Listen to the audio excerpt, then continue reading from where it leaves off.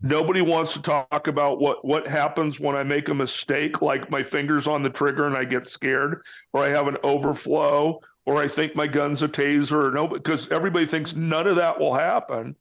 And the worst thing is, coming out of the citizen world now are a bunch of people who have never done this before, ever in their life, and are making vast statements of expertise on this because they have a piece of paper that says instructor on it, having never done this. And all of a sudden, we start talking about these kind of mistakes people make who are highly experienced. I mean, I believe we just had a New York PD ESU guy have a negligent discharge or unintended discharge inside of Columbia University. Mm-hmm. What, you think ESU is inexperienced? You think that was that dude's first day on the job at New York PD? No. Not even close. So if these people are having human errors, if you think because you took 3 classes somewhere, you're not going to have one of these, let me tell you, you're sadly mistaken. And you've never proven yourself in the ring of fear, in the ring of overwhelming adrenaline dumps and trying to control that. How much training are we doing in police world at adrenaline control?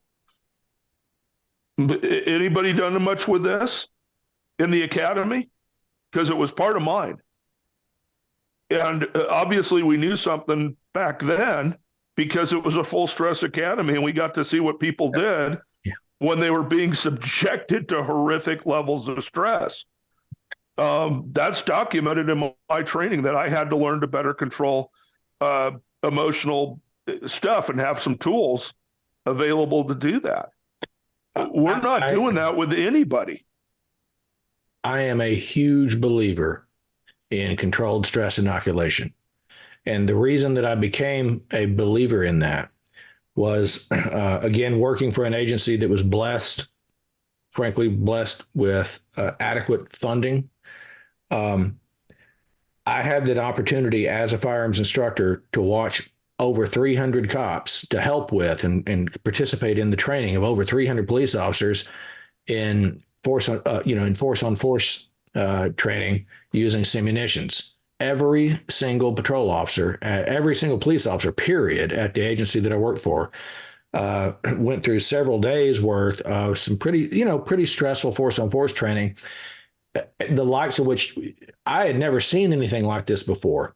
And I couldn't get over what I was seeing.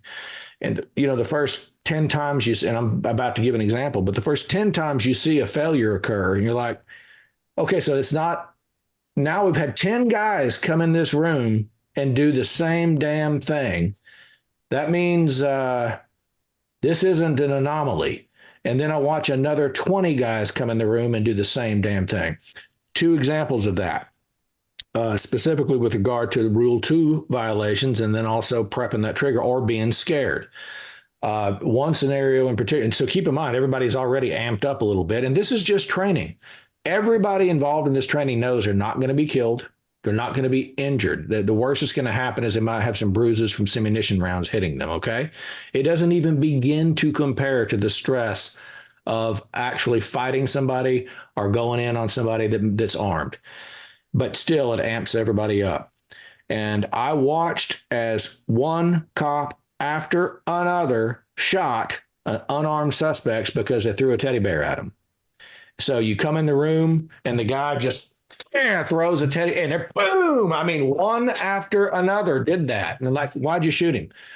I mean, he had something in his hand and he threw it at me. And they weren't lying. I mean, we had a debrief after each one. And some of them didn't realize it was just a teddy bear that had been thrown at them. They did not realize that.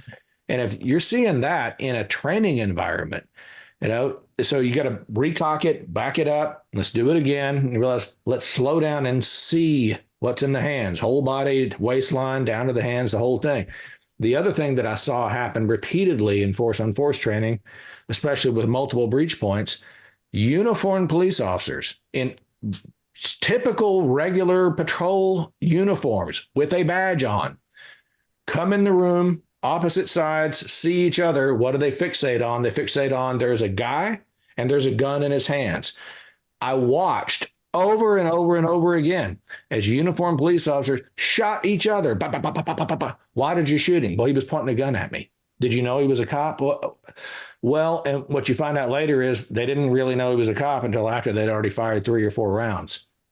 Now, again, that was in the early days of simunition and use of force.